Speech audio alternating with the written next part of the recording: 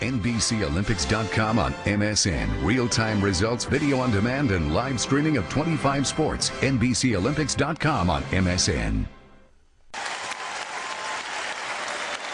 The long, hard primary tested and strengthened him. And in his first presidential decision, the selection of a running mate, he hit it out of the park.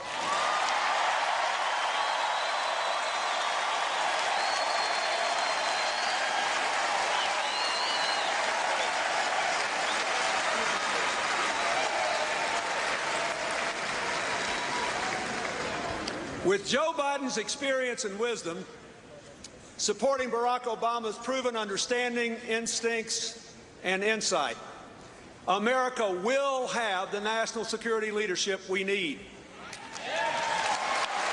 And so, my fellow Democrats, I say to you, Barack Obama is ready to lead America and to restore American leadership in the world.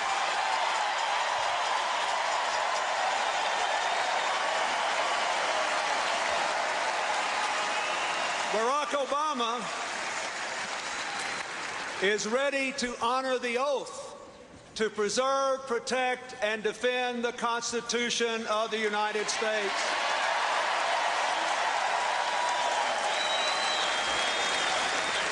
Barack Obama is ready to be President of the United States.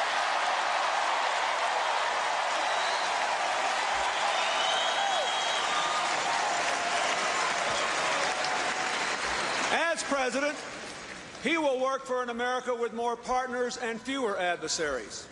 He will rebuild our frayed alliances and revitalize the international institutions which help to share the cost of the world's problems and to leverage the power of our influence.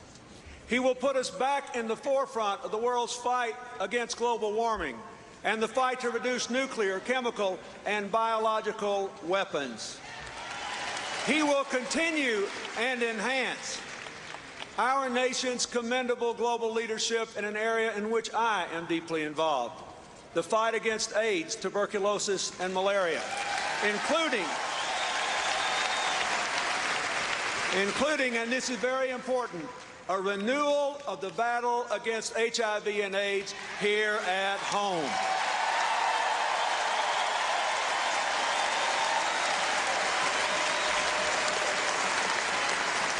A President Obama will choose diplomacy first and military force as a last resort.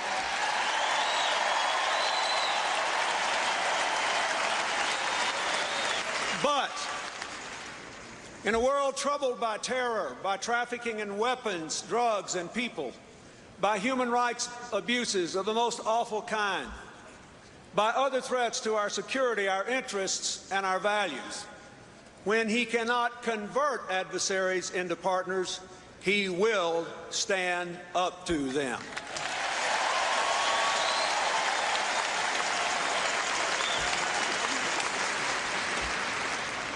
Barack Obama also will not allow the world's problems to obscure its opportunities. Everywhere, in rich and poor countries alike, hardworking people need good jobs, secure, affordable health care, food, and energy, quality education for their children, and economically beneficial ways to fight global warming. These challenges cry out for American ideas and American innovation. When Barack Obama unleashes them, America will save lives, win new allies, open new markets, and create wonderful new jobs for our own people.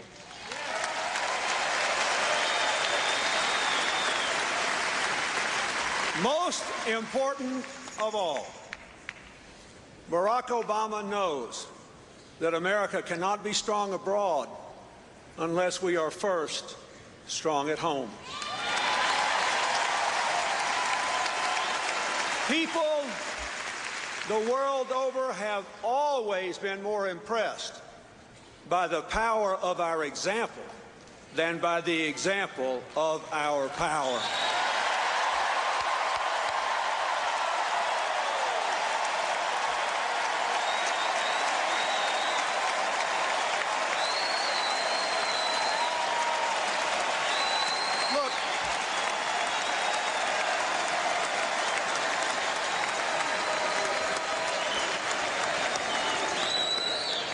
Look at the example the Republicans have set.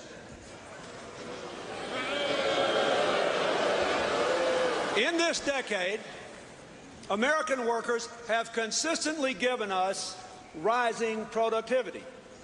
That means year after year they work harder and produce more. Now, what did they get in return? Declining wages, less than 1/4 as many new jobs as in the previous 8 years, smaller health care and pension benefits, rising poverty, and the biggest increase in income inequality since the 1920s. American families, by the millions, are struggling with soaring health care costs and declining coverage.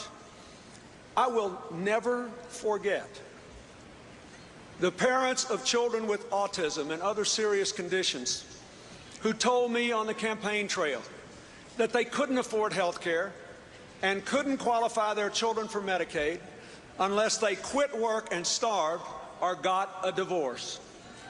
Are these the family values the Republicans are so proud of? What about the military families pushed to the breaking point by multiple deployments? What about the assault on science and the defense of torture? What about the war on unions and the unlimited favors for the well-connected?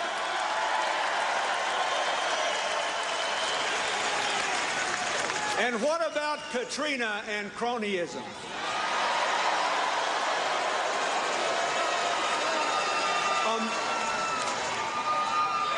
My fellow Democrats, America can do better than that. And Barack Obama will do better than that.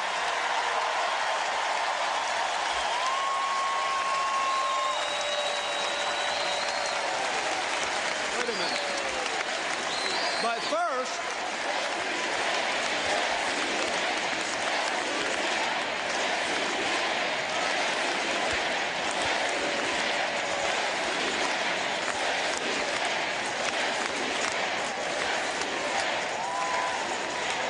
yes, he can, but first we have to elect him.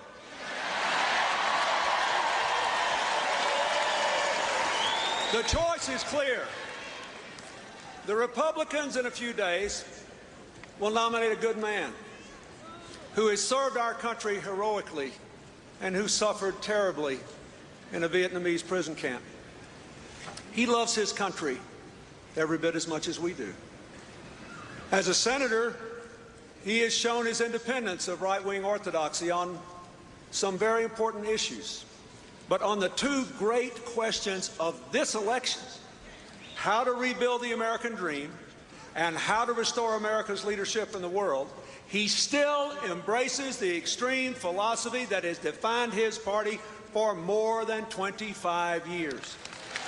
And it is, to be fair to all the Americans who aren't as hardcore Democrats as we, it's a philosophy the American people never actually had a chance to see in action fully until 2001, when the Republicans finally gained control of both the White House and the Congress.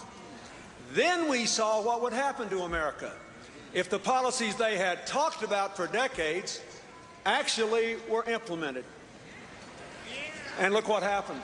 They took us from record surpluses to an exploding debt, from over 22 million new jobs to just 5 million, from increasing working families' incomes to nearly $7,500 a year to a decline of more than $2,000 a year, from almost 8 million Americans lifted out of poverty to more than 5.5 million driven into poverty, and millions more losing their health insurance.